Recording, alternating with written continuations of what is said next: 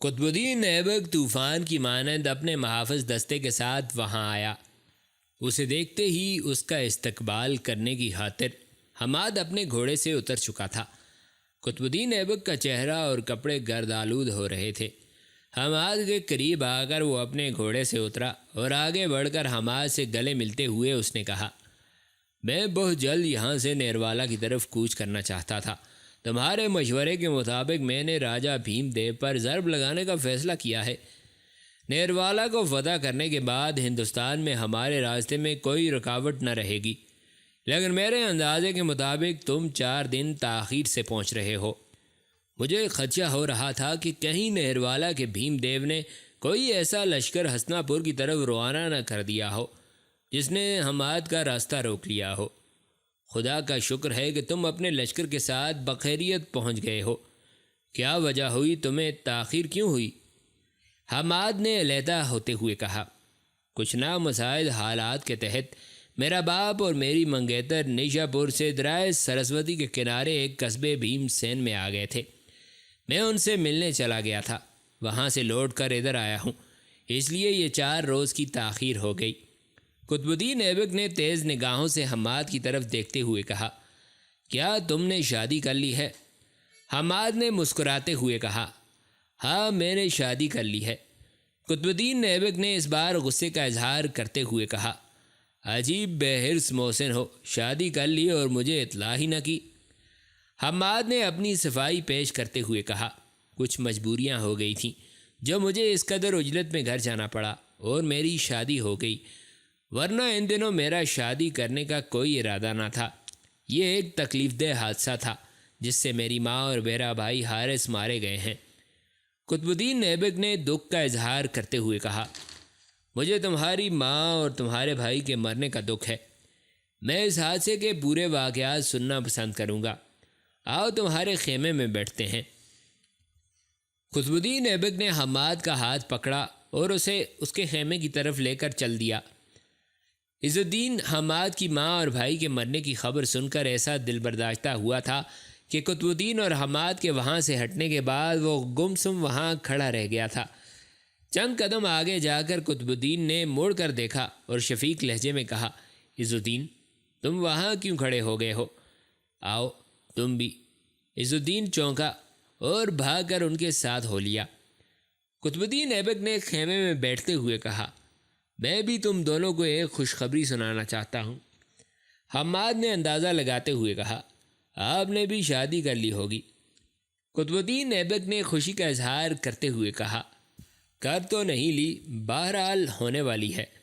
چند روز ہوئے غزنی سے سلطان کا ایک ہرکارہ آیا تھا۔ سلطان نے مجھے غزنی طلب کیا ہے۔ میں اب راجہ بھیم دیو سے نمٹنے کے بعد غزنی روانہ ہو جاؤں گا، اور حماد تم میرے بعد ہندوستان میں قائم مقام ہوگے۔ سلطان نے میرے لیے ایک لڑکی بھی تلاش کر رکھی ہے۔ میرے نام جو سلطان کا خط آیا تھا اس میں پوری تفصیل لکھی ہوئی تھی۔ حماد نے دلچسپی لیتے ہوئے کہا، لڑکی کون ہے؟ اس کا تعلق ہندوستان سے ہے یا غزنی سے؟ قطب الدین ایبک نے گہری نگاہوں سے حماد کو دیکھا، پھر کہا، نہ ہند نہ غزنی سے۔ حماد نے بے ساختہ کہہ دیا، تو کیا وہ مروزلوہ کی طرح آپ کے لیے آسمان سے اترے گی؟ قطب الدین ایبک اور عز الدین کھلکھلا کر ہنس دیے۔ پھر قطب الدین ایبک نے اپنی ہنسی پر قابو پاتے ہوئے کہا، والی گرمان تاج الدین یلدوز کی حسین ترین بیٹی۔ حماد نے پھر خوشکن لہجے میں کہا، ایسی حسین بیوی ملنے کی امید پر میں آپ کو قبل از وقت مبارکباد دیتا ہوں۔ قطب الدین ایبک نے خوشی کا اظہار کرتے ہوئے کہا، اب تم اپنی داستان سناؤ جس میں تمہارے ماں اور بھائی مارے گئے تھے، اور جواب میں حماد انہیں نیشاپور سے بھیم سین تک پھیلی ہوئی ارجن کے مظالم کی داستان سنا رہا تھا۔ نیروالا کے راجہ بھیم دیو نے اپنے ذاتی لشکر کی تعداد پہلے سے کئی گنا زیادہ کر لی تھی۔ اس کے علاوہ وہ اجین، کنوج، متھرا، گوالیار، کالنجر، اجمیر اور ایسے ہی دوسرے شہروں اور قلعوں سے بھاگے ہوئے جنگجو اور لڑاکا راجپوت بھی اس کے پاس نیروالا میں آ کر جمع ہو گئے تھے۔ اب بھیم دیو کی قوت ایسے مضبوط ہو گئی تھی کہ اسے یقین ہو گیا تھا کہ دنیا کی کوئی طاقت اسے شکست نہیں دے سکتی۔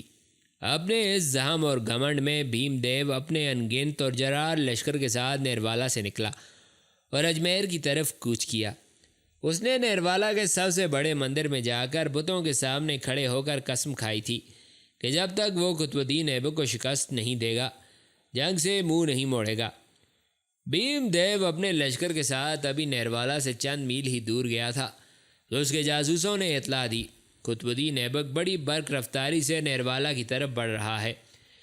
بھیم دیو اس وقت ایک کوہستانی سلسلے کے اندر سفر کر رہا تھا اور نیروالا کی طرف جانے والا واحد راستہ انہی کوہستانوں کے اندر سے گزر کر جاتا تھا۔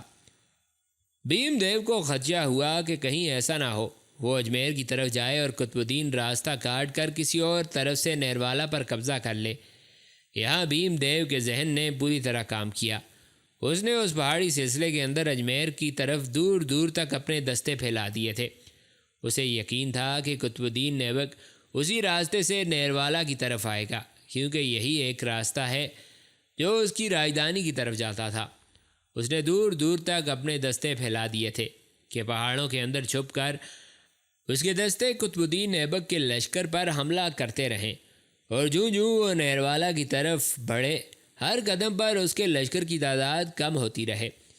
یہ ایک بہترین منصوبہ تھا جو بھیم دیو نے باندھا تھا، اور اس کے ذریعے وہ لمحوں کے اندر قطب الدین ایبک کو اپنے سامنے گھٹنے ٹیکنے پر مجبور کر سکتا تھا، کیونکہ اجمیر کی طرف سے آنے والے راستوں کے دونوں جانب اس نے اپنے انگنت لشکری پھیلا دیے تھے، اور خود وہ کوہستانوں کے دامن میں ایک کھلے اور وسیع میدان کے اندر پڑاؤ ڈال کر قطب الدین ایبک کے لشکر کا انتظار کرنے لگا تھا۔ اپنے لشکر کے لیے اس کے پاس کئی ماہ کی رسد اور خوراک کا ذخیرہ تھا۔ اس نے پہاڑ کے دامن میں محفوظ جگہ رکھ کر پہرا لگا دیا تھا۔ قطب الدین ایبک کو بھی اس کے ہرکارے بھیم دیو کے سارے منصوبے سے آگاہ کر چکے تھے، لہٰذا قطب الدین نے وہ راستہ چھوڑ دیا جو ان کوہستانوں میں سے ہو کر گزرتا تھا جن کے اندر بھیم سین نے موت کے پھندے پھیلا رکھے تھے۔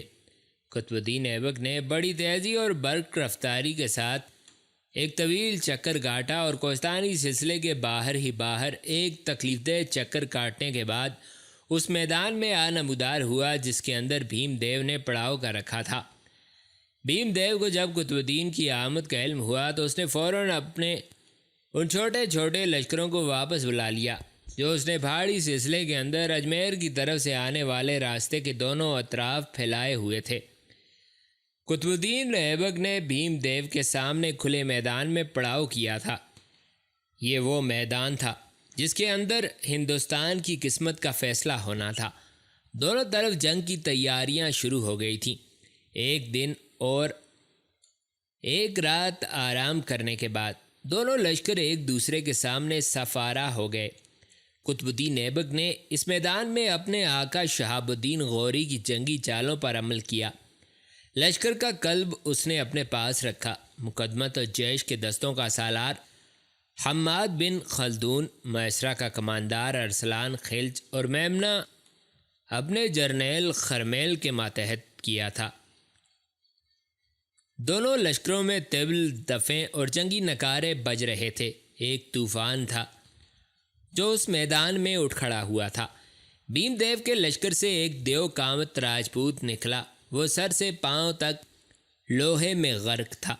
میدان کے وسط میں آ کر اس نے اپنے گھوڑے کی باگھ چھوڑ دی اور اپنے ایک ہاتھ میں تلوار اور دوسرے ہاتھ اپنی ڈھال بلند کرتے ہوئے اس نے چلا کر کہا، تم میں کوئی ایسا ہے جو اس میدان میں میرا مقابلہ کرے؟ ارسلان خلج اور میمنہ کے سامنے کھڑے خرمیل نے فوراً اس راجپوت کی طرف اپنے گھوڑوں کو ایڑ لگا دی تھی، لیکن قطب الدین ایبک نے آواز دے کر ان دونوں کو روک لیا اور اشارے سے حماد کو میدان میں اترنے کے لیے کہا، جو مقدمت اور جیش کے سامنے کھڑا بڑی گہری اور خونی نگاہوں سے اس راجپوت کی طرف دیکھ رہا تھا جس نے میدان میں آ کر مقابلے کے لیے للکارا تھا۔ قطب الدین ایبک کا اشارہ پا کر حماد نے اپنے گھوڑے کو ایڑ لگا دی۔ میدان کے وسط میں آ کر حماد اس راجپوت کے گرد چکر لگانے لگا تھا۔ راجپوت نے اپنا نام بتایا، میرا نام شیو نارائن ہے۔ حماد نے دھاڑتی اور گرجتی آواز میں کہا، میرا نام حماد بن خلدون ہے اور میں قطب الدین ایبک کے مقدمت جیش کا سالار ہوں۔ اپنا گرد سنبھال کہ میں تم پر وار کرتا ہوں، پھر دیکھنا تمہیں کس طرح مشرق میں مغرب اور جنوب میں شمال نظر آتا ہے۔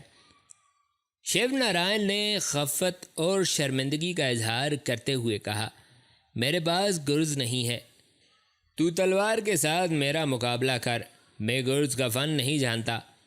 حماد نے دانت پیستے ہوئے کہا، تو کیسا احمق سورما ہے جو گرز کا فن نہیں جانتا، اور جسے موت کا لقمہ تر بننے کے لیے تمہارے راجہ بھیم دیو نے میدان جنگ میں بھیج دیا ہے۔ یا واپس چلا جا، کسی اور کو بھیج جو گرز مارنے اور کھانے کا تجربہ کار ہو۔ چلا جا، میرے ہاتھوں حرام موت نہ مر، چلا جا ورنہ تیری حالت میرے ہاتھوں ایسی ہوگی جس طرح ذبح ہونے سے قبل بیل رامتے ہیں اور بھیڑیں میں میاتی ہیں۔ شیو نارائن نے ابال کھاتی ہوئی آواز میں کہا، تو اپنی ڈھال سنبھالے رکھ، میں حملہ کرتا ہوں، پھر دیکھنا کون غالب رہتا ہے۔ یہ کہتے ہی شیو نارائن حملہ آور ہو چکا تھا۔ حماد نے فوراً گرز زین سے باندھ دیا اور اپنی تلوار کھینچ کر وہ تیار ہو گیا۔ نارائن نے اپنے گھوڑے کو گھمایا اور حماد پر حملہ کیا۔ حماد نے اپنی بہترین جنگی ممارست اور عمدہ شجاعت کا ثبوت دیتے ہوئے شیو نارائن کا وار اپنی ڈھال پر روکا۔ اپنا دفاع کرنے کے بعد حماد نے بھی جارحانہ حملہ کیا، جسے شیو نارائن نے صفائی سے روک لیا تھا۔ اب دونوں گھوڑے بار بار ہنہناتے ہوئے آپس میں ٹکرانے لگے تھے، اور دونوں کی تلواریں اور ڈھالیں بار بار شور کرنے لگی تھیں۔ دونوں ایک دوسرے پر طوفان اور آندھی کی طرح حملہ آور ہو رہے تھے، جبکہ ان دونوں کے لشکر زندگی اور موت کے اس کھیل کے انجام کے لیے بڑی بےتابی اور پریشانی کا مظاہرہ کر رہے تھے۔ ایک موقع پر اپنا جنگی پینترا بدلتے ہوئے حماد نارائن کے بائیں طرف سے دائیں طرف اپنے گھوڑے کو لایا اور نارائن پر وار کیا۔ نارائن وار اپنی ڈھال پر روک کر جوابی حملہ کرنے کے لیے آگے بڑھا، جیسے حماد نے کوئی حربہ استعمال کرنے کی خاطر بالکل نارائن کے شانے کے قریب ہی روکا، پھر قبل اس کے دونوں کی تلواریں علیحدہ ہوتیں۔ حماد نے اپنی ڈھال سے نارائن کے شانے کو اس قدر قوت سے پیچھے دھکیلا کہ نارائن اپنے گھوڑے سے نیچے گر گیا۔ حماد بھی چھلانگ لگا کر اپنے گھوڑے سے اترا اور رکے بغیر نارائن پر حملہ آور ہو گیا۔ نارائن گھوڑے پر بیٹھ کر تو حماد کے حملوں کو بڑی آسانی سے روک رہا تھا، لیکن اب نیچے آ کر حماد بڑی تیزی کے ساتھ اسے اپنے آگے دھکیلنے لگا تھا۔ نارائن نے پوری کوشش کر کے ایک جگہ رک کر جب حماد پر اپنی تلوار کا وار کیا تو حماد پھدک کر پیچھے ہٹا اور نارائن کی تلوار کا اگلا حصہ زمین میں گھس گیا۔ حماد نے فوراً اپنے رد عمل کا اظہار کیا اور زمین میں کھبی ہوئی تلوار کے اوپر اس نے اپنا پاؤں رکھ کر نارائن کے ہاتھ پر اپنی تلوار کا الٹا حصہ مارا اور تلوار نارائن کے ہاتھوں سے چھوٹ کر زمین پر گر گئی۔ نارائن بوکھلا گیا تھا اور اپنی ڈھال اپنے دونوں ہاتھوں میں لے کر اپنے سامنے کر لی تھی۔ حماد چند قدم پیچھے ہٹتا ہوا بولا، نارائن اپنی تلوار اٹھا کر ایک بار پھر مقابلے کے لیے تیار رہو۔ نارائن نے اپنی تلوار اٹھا لی اور دوبارہ مقابلے کے لیے تیار ہو گیا۔ حماد پھر اپنی تلوار لہراتا ہوا آگے بڑھا اور نارائن پر حملہ آور ہو گیا۔ حماد اس قدر تیزی اور ایسی پھرتی سے اپنی تلوار چلا رہا تھا کہ نارائن اپنے جارحانہ حملوں کو بھول کر صرف دفاع تک محدود ہو گیا تھا۔ بعض اوقات اسے صرف حماد کی تلوار کی چمک ہی دکھائی دیتی تھی، اس کی تلوار کہیں نظر نہ آتی تھی۔ بار بار نارائن کی تلوار اور ڈھال سے ٹکرا کر حماد کی تلوار ایسی صدائیں بلند کر رہی تھی جس سے دشمن پر ہیبت طاری ہو رہی تھی۔ یکدم فضا میں نارائن کی ہولناک اور ہیبتناک چیخ بلند ہوئی۔ حماد کی تلوار اس کی گردن کے قریب گری تھی اور زرہ سمیت اس کے جسم کو چیرتی ہوئی سینے سے نیچے تک اترتی چلی گئی۔ پورا میدان نارائن کی چیخ و پکار سے گونج اٹھا تھا۔ پھر وہ زمین پر گرا اور دم توڑ گیا۔ حماد بڑی عاجزی کے ساتھ وہیں میدان جنگ میں اپنے رب کے حضور سجدہ ریز ہو گیا۔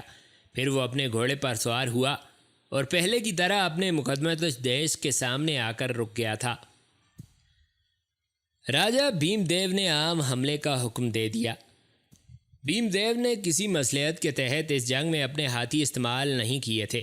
قطب الدین ایبک بھی آگے بڑھنے کا اشارہ دے چکا تھا، خود وہ درمیان میں تھا۔ اس کی بائیں طرف ارسلان خلج میسرا کے ساتھ، دائیں طرف بالکل قلب کے ساتھ ہراول دستوں کے ساتھ حماد، اور ذرا فاصلے پر بائیں جانب میمنہ کے ساتھ جہاندیدہ جرنیل حسین خرمیل تھا۔ اس کوہستانی تلہٹی کے نزدیک دونوں لشکر ایک دوسرے سے ٹکرائے۔ راجہ بھیم دیو کو اپنے لشکر کے انگنت ہونے پر اور اس کے علاوہ راجپوتوں کے جنگی جنون پر گھمنڈ تھا۔ وہ دور پیچھے رہ کر جنگ کا نظارہ کرنے لگا تھا۔ اس کا گمان تھا جنگ زیادہ دیر تک جاری نہ رہ سکے گی اور فیصلہ اس کے حق میں ہوگا، لیکن اسے مایوسی ہوئی تھی۔ پہلے حملے میں ہی قطب الدین ایبک، حماد، ارسلان خلج، حسین خرمیل اور عزت الدین جیسے جرنیلوں نے اپنے دستوں کے ساتھ ایسی بے جگری اور جانثاری سے حملہ کیا کہ جنگی جنون رکھنے والے راجپوتوں کی پہلی 5 صفیں ایسی الٹیں جیسے تیز آندھی یا تند بگولوں کے اندر کاغذ یا خشک تنکے اڑتے ہیں۔ راجہ بھیم دیو نے جب اپنے لشکر کی یہ حالت دیکھی، اس نے اپنے جرنیلوں کو غیرت دکھائی اور للکار کر اکسایا۔ راجہ بھیم دیو اپنے لشکر کے وسط میں کھڑا ہو کر للکارتا رہا، لیکن کوئی اثر نہ ہوا۔ وہ لشکر کے لشکر اور دستے کے دستے بدل بدل کر آگے بھجواتا رہا، پر وہاں کوئی جمنے نہ پا رہا تھا۔ مسلمانوں نے شروع ہی میں ایسا زوردار حملہ کر دیا تھا کہ راجہ بھیم دیو کی ایک بار اکھڑی ہوئی صفیں دوبارہ جم نہ سکیں۔ اس کے علاوہ راجہ بھیم دیو کے لشکر میں ایک نفسیاتی کمی تھی۔ مسلمانوں کا سپہ سالار اعظم قطب الدین ایبک اپنے لشکر کی اگلی صفوں کے اندر ایک عام سپاہی کی طرح جنگ کر رہا تھا، جبکہ خود بھیم دیو اس محفوظ جگہ کھڑا جنگ کا نظارہ کر رہا تھا جہاں کسی مسلمان سپاہی کا تیر تک نہ پہنچ سکتا تھا۔ راجہ بھیم دیو نے اپنی اس کمزوری کو جلد ہی محسوس کر لیا اور وہ اپنے لشکر کی اگلی صفوں میں آ کر خود بھی جنگ میں حصہ لینے لگا۔ وہ چاہتا تھا کہ ایک بار اس کی دھرم برم ہوتی ہوئی اگلی صفیں درست ہو جائیں، اس کے بعد وہ دشمن کو کچلنے کا عمل شروع کر دے گا، لیکن اس کی بدقسمتی تھی کہ وہ اس میں کامیاب نہ ہوا۔ جس وقت وہ اگلی صفوں میں آ کر لڑنے لگا تھا، اسی وقت قطب الدین ایبک نے اپنے سارے جرنیلوں کو پیغام بھجوا دیا کہ ایک ساتھ تکبیریں بلند کر کے پوری قوت سے حملہ کیا جائے۔ بھیم دیو کی بدقسمتی، جب وہ جنگ میں حصہ لے کر اپنی شجاعت کا مظاہرہ کر رہا تھا، اسلامی لشکر نے ایک ساتھ تکبیریں بلند کرتے ہوئے ایسا جانثارانہ طریقے سے حملہ کیا کہ ہندو لشکر کے پاؤں اکھڑ گئے۔ اس پر مزید بدبختی یہ کہ کسی زندہ دل اور گمنام مسلمان مجاہد نے ایسا طاق کر بھیم دیو کو تیر مارا کہ بھیم دیو اپنے گھوڑے سے گر کر دم توڑ گیا۔ پسپا ہوتے ہوئے راجپوت واپس بھاگنے پر مجبور ہو گئے۔ مسلمانوں نے دشمن کے 50,000 جوانوں کو موت کے گھاٹ اتار دیا اور بچے کچے جوان بھاگ نکلے، لیکن مسلمان جرنیلوں نے مل کر ان کا ایسا گھیراؤ کیا کہ ان میں سے بہت کم بھاگ کر گجرات کی طرف جانے میں کامیاب ہو سکے۔ قطب الدین ایبک اور حماد جب اس جگہ آئے جہاں راجہ بھیم دیو کے لشکر کے رسد و خوراک کے خیمے تھے تو وہ دھنگ رہ گئے۔ وہاں دوسرے سامان کے علاوہ ان کے ساتھ 20,000 خوبصورت ہندو لڑکیاں بھی لگیں جو راجہ بھیم دیو نے اپنے لشکر کے سپاہیوں کا دل بہلانے کی خاطر اپنے لشکر میں شامل کی تھیں۔ سارے مال غنیمت پر قبضہ کرنے کے بعد قطب الدین اور حماد اپنے لشکر کے ساتھ گجرات کی طرف بڑھے۔ گجرات میں کچھ تو پہلے سے محفوظ دستے تھے اور کچھ سپاہی میدان جنگ سے بھاگ کر شہر میں داخل ہو گئے تھے۔ ان سب نے مل کر قطب الدین ایبک کی مدافعت کرنے کا پکا ارادہ کر لیا تھا۔ قطب الدین نے شہر کا محاصرہ کر لیا اور اہل شہر کو پیغام بھیجا کہ اگر وہ لڑے بغیر شہر حوالے کر دیں تو کسی کی جان کا نقصان نہ ہوگا اور شہر کو لوٹا نہ جائے گا۔ لیکن شہر میں محصول لشکر نے صلح کرنے اور شہر حوالے کرنے پر رضامندی ظاہر نہ کی۔ مجبوراً قطب الدین اور حماد حرکت میں آئے اور شہر پر حلہ بول دیا۔ تھوڑی دیر کی جنگ کے بعد مسلمانوں نے شہر پناہ کا دروازہ توڑ دیا اور اسلامی لشکر ایک سیلاب کی صورت میں شہر میں داخل ہوا اور جی بھر کر شہر کو لوٹا۔ 3 دن کے بعد شہر میں امن ہو گیا تو قطب الدین ایبک نے اپنے لشکر کا زیادہ تر حصہ شہر سے باہر نکال دیا۔ شہر کے اندر نظم و نسق سنبھالنے کی خاطر صرف چند دستے رکھے گئے۔ اب قطب الدین ارادہ کر رہا تھا کہ گجرات یعنی نہروالا اپنا کوئی حاکم مقرر کر کے ہستنا پور کی طرف کوچ کر جائے، کیونکہ وہاں سے اسے سلطان شہاب الدین کی طرف جانے کے لیے غزنی روانہ ہونا تھا۔ قطب الدین ایبک اور حماد ایک روز شہر سے باہر خیمے میں اکٹھے بیٹھے تھے کہ قطب الدین ایبک نے حماد سے کہا، حماد، میں چاہتا ہوں کل گجرات کا کسی کو حاکم مقرر کر کے غزنی جانے کے لیے یہاں سے روانہ ہو جاؤں۔ دیکھو حماد، سلطان کے ساتھ تم اور خرمیل دو عظیم جرنیلوں کی حیثیت میں نشا پور سے ہندوستان میں آئے تھے۔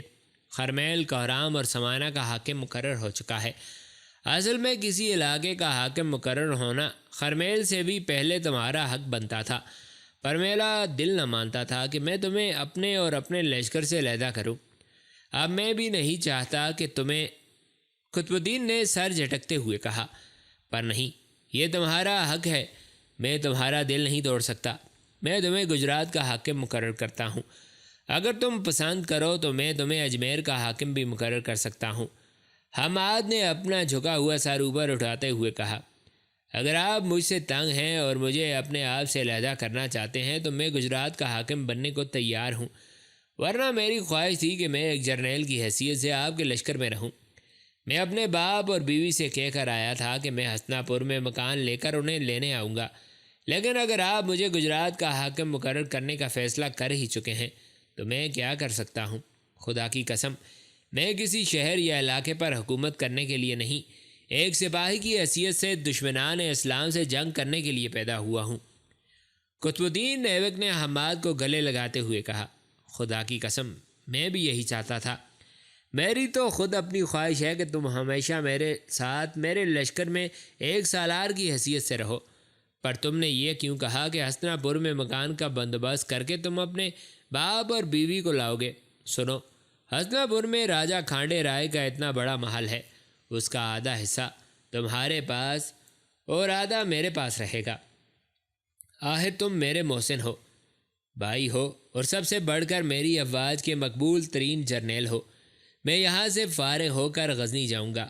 میری غیر موجودگی میں تم اپنی بیوی اور باپ کو ہسنا پور لے آنا، اور سنو، میری غیر موجودگی میں تم میرے قائم مقام ہوگے۔ مجھے تمہارے جواب سے خوشی ہوگی۔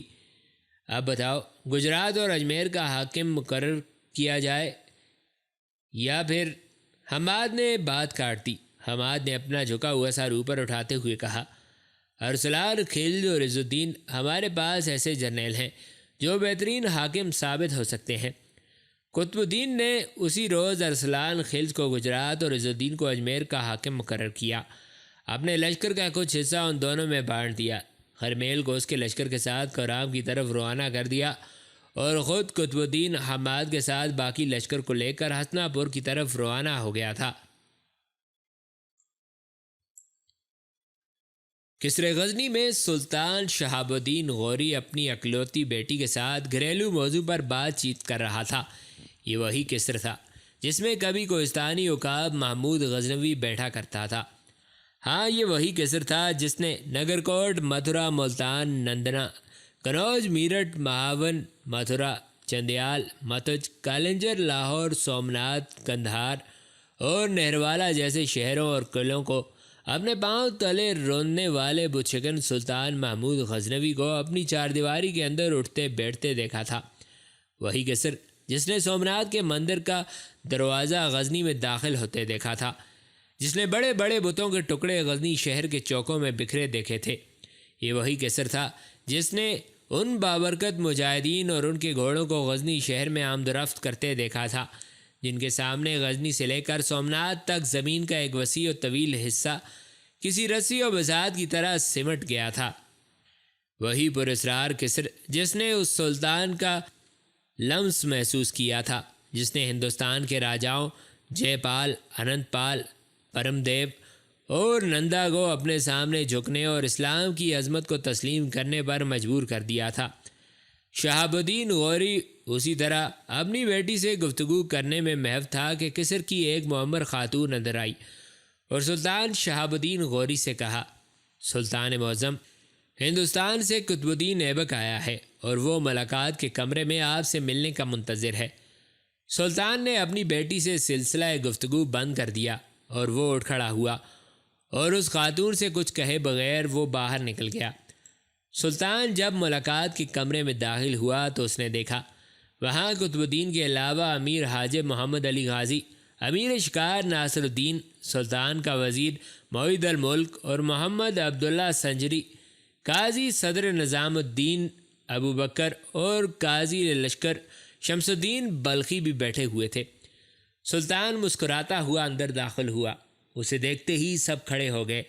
سلطان آگے بڑھ کر قطب الدین سے بغلگیر ہوا اور بشاش لہجے میں پوچھا، کیسے ہو قطب الدین، کب آئے ہو؟ قطب الدین ایبک نے سلطان کو بیٹھنے کے لیے جگہ دیتے ہوئے کہا، آپ کی دعاؤں سے میں ٹھیک ہوں آقا، شہر میں داخل ہوئے مجھے تھوڑی ہی دیر ہوئی ہے۔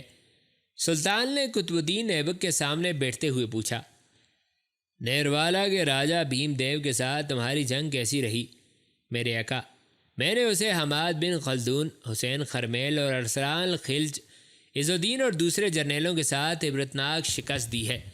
بھیم دیو جنگ میں مارا گیا تھا اور نہروالا پر ہمارا قبضہ ہو گیا ہے میرے آقا۔